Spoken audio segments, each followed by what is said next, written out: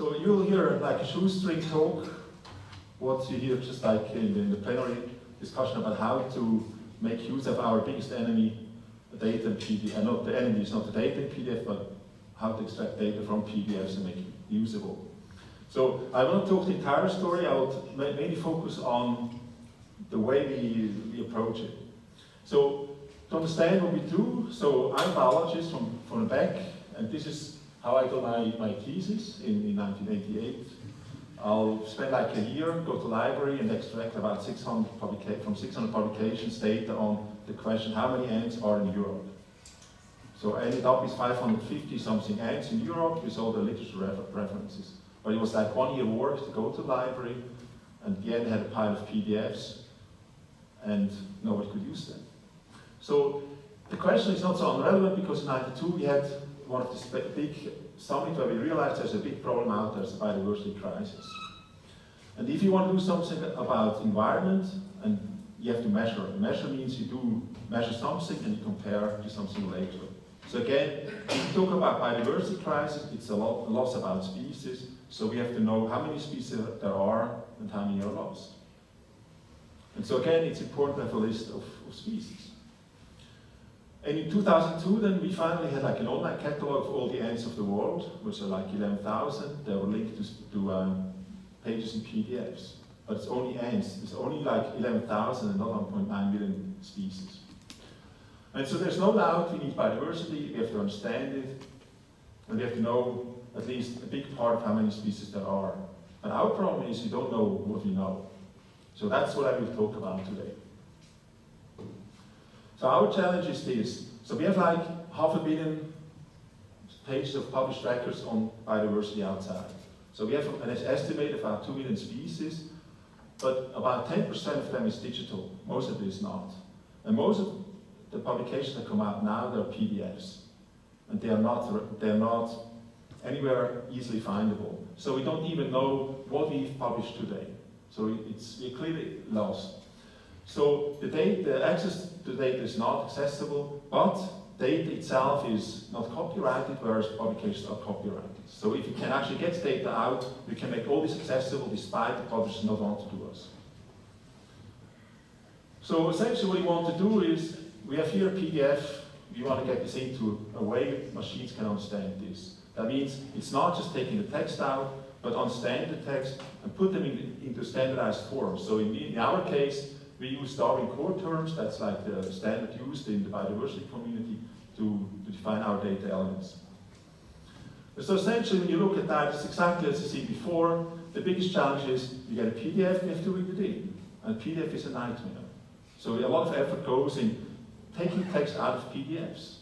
And not only taking text out, but also discover different structures. So we want to extract the text, we want to extract the text streams, you have to know the text goes this way. We know we want to extract named entities. We want to extract semantic elements that are interested, like the descriptions of species or other citations, bibliographic references. And you want to extract multimedia elements because they're important, because they include a lot of data. And the reason why you publish them is so you can build a corpus of multimedia, essentially compare different things. So when you look at the way we do it, we developed our own tools to do this. So we have a PDF parser who opens the PDF, finds out all streams, and it can be, in the best way, specialized or used to create templates for particular journals. That means it can do the entire process I'm describing now, completely, fully automatic. And so one of the first things is you have to know what is this article about, so you have to extract the metadata. So you go in and find the metadata. It either suggests that that's the metadata of this article, or you have like tools to actually do it manually or correct this.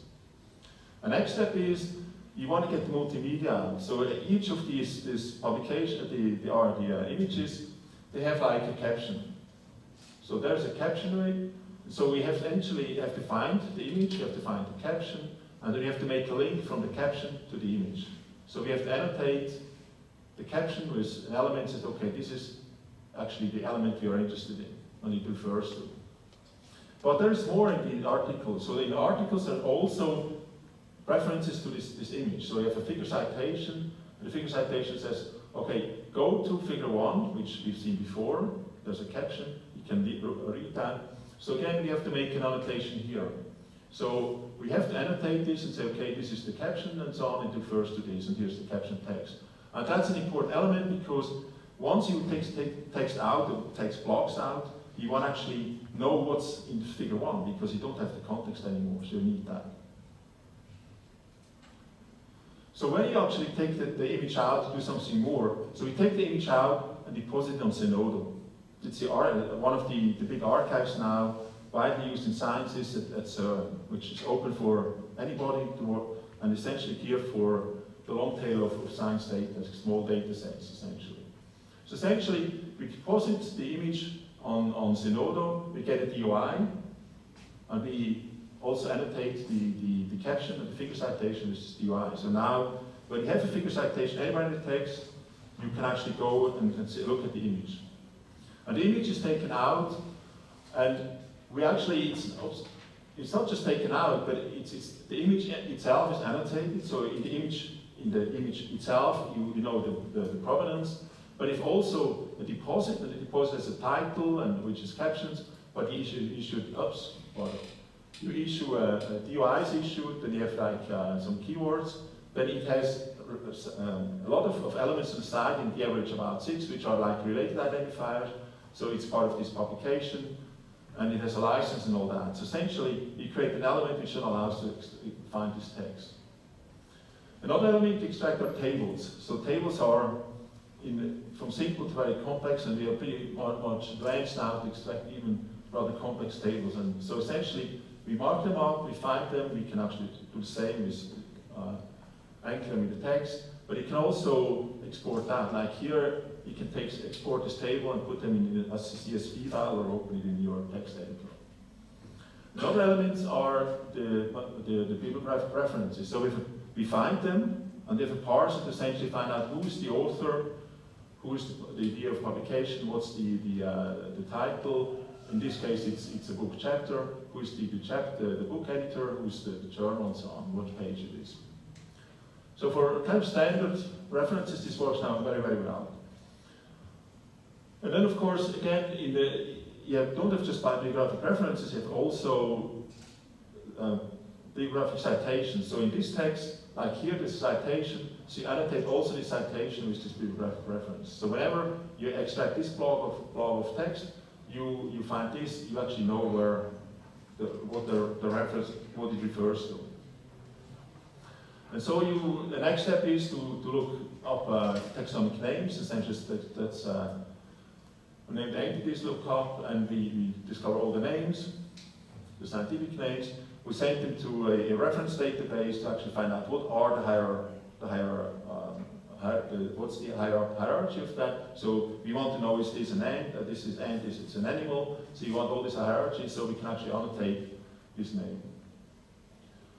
And then we get into the point where we essentially want to know what's the elements of text. So we have a two-step processing. So we go out, look at the big structure. So we look at sub-elements. And so we find out these are abstract, this is an abstract, and this title, and these are like descriptions and so on, and references. In the next step, we look at define the structure of the taxonomic treatment. That's what element we are really interested in. So we know normally it starts with a taxonomic name, so we can actually infer this is a nomenclature element. And then if it's a redescription, it often has references, so we know because this is a bibliographic reference, we can infer this is a reference that refers to an earlier treatment. So we have that. Then it finds out because of the presence of geographic data that this part is probably a material citation. Then we have one which is labeled conservation status. It's often now in publications because people are concerned about conservation, so they add something conservation. Then there's discussion, and then there's some more data used. And if you find the material citation, we essentially again have another parser, essentially allows you to take a specimen record out and figure out what are the different elements. So you can find out the geographic coordinates. We know this is a country. We have a look table for this, so on. But essentially, this string here, which we know it's an observation record, we can annotate that and normalize it.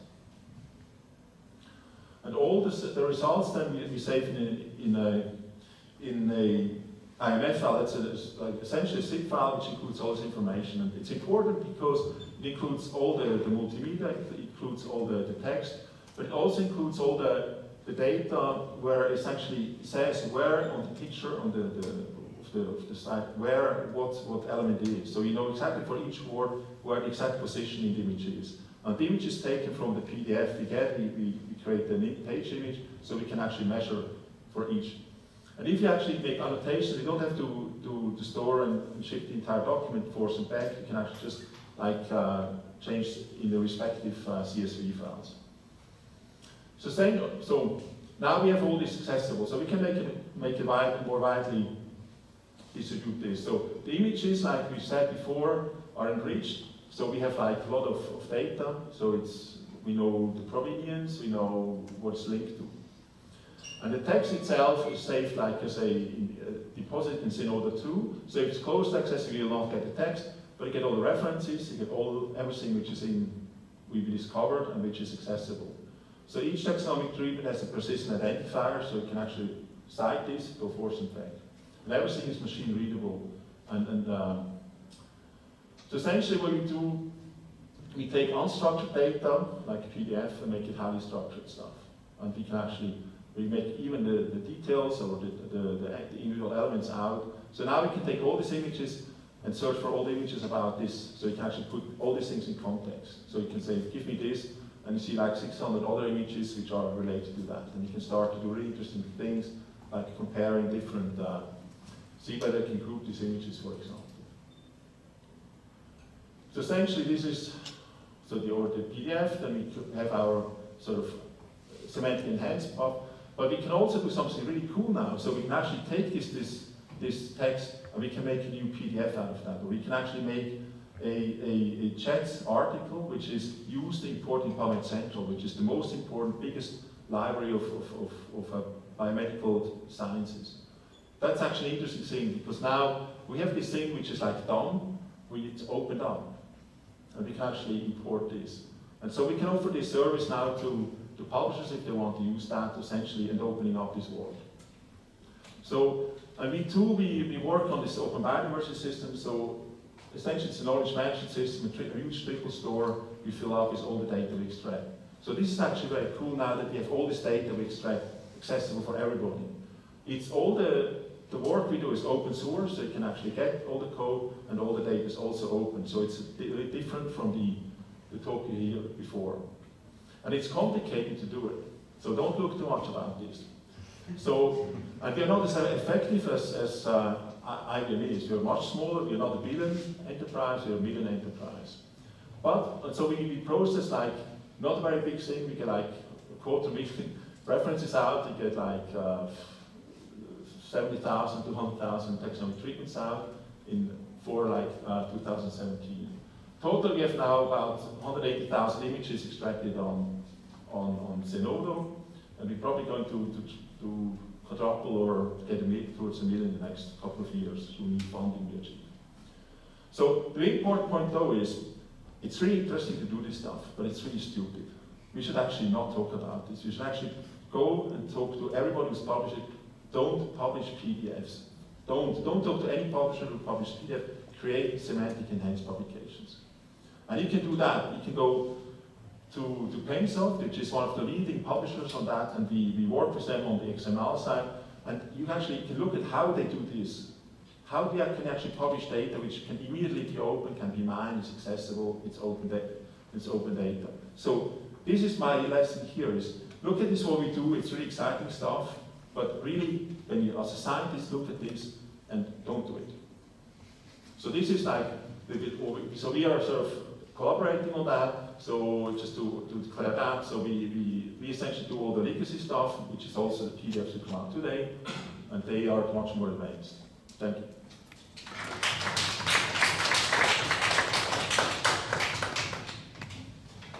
Thank you very much for your presentation. There is enough time for questions. Very nice presentation. I have questions. First of all,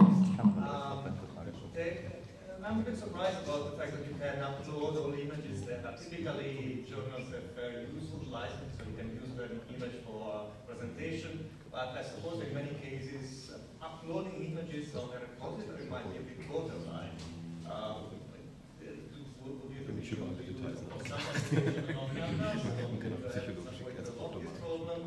Okay, so images are an issue. That's a typical question we have. So what we did, we looked at this from a legal point of view. So if an image wants to be copyrighted, it has to be an original work. It has to be something novel, something different. And scientific illustrations are not. You create a histogram to make it comparable to others. You use standards software to do it. You create descriptions, you create images of animals in a way you can compare them. And you do it since 250 years ago. So what we did, we took our top lawyers, which is part of our team, looked at that from a legal point of view. So our conclusion is scientific illustrations are not copyrighted, they are data. And you've never been challenged? No, not yet. But it's also, you were saying there are other things. So first we do our homework. We wrote a paper about this, like a couple of scientific papers, who actually talk about this, so you can go on Platzi website and read about this yourself. You can have a different opinion or not. But we are convinced in Switzerland we can do that. Zenodo, CERN is concerned, agrees that we can do it too, so it allows us to do it, so they go along. And then there's another point, you as have to show me in the court that your stuff is copyrighted. It's not that you can say it's copyrighted, I have to show it's not. So you have to make a court case against me to show that it is. So you have to show that your stuff is copyrighted. And the point is now that we say we should make this accessible. And it's all another. The last point is it's not commercial what we do, so we don't make any money out of that. And secondly, you cannot buy any of these images. So there's no commercial value to that. Rather the opposite. We as a scientists spend millions of dollars to do it, and it's all ours. That's just the way. So this is the way to open it up. Do you have any images from Science and Nature papers? Yes. From Elsevier too.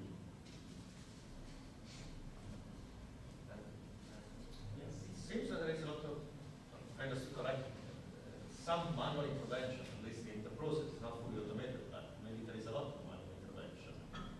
Is this correct? And how much does it cost? And how do you pay for it?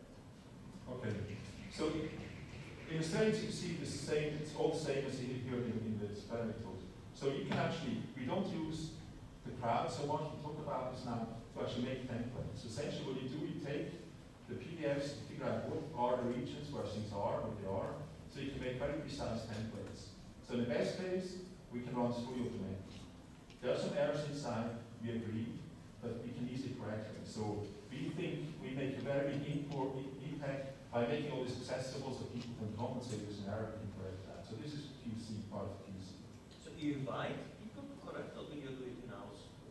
So our data, we essentially data brokers. We're not, we kind of have to do now more outreach to show things because, so actually people start using that. But our main user is the Global Biodiversity Information Facility. They actually make use of the data. They have a big observation records, and some of them are from us, but ours are the only ones which are linked to the publication. So essentially you can go from an observation record on a map and say, okay, what is this about? So you can go and read about the description of it. So if they find there is an error, they report that, and within 24 hours you can change it.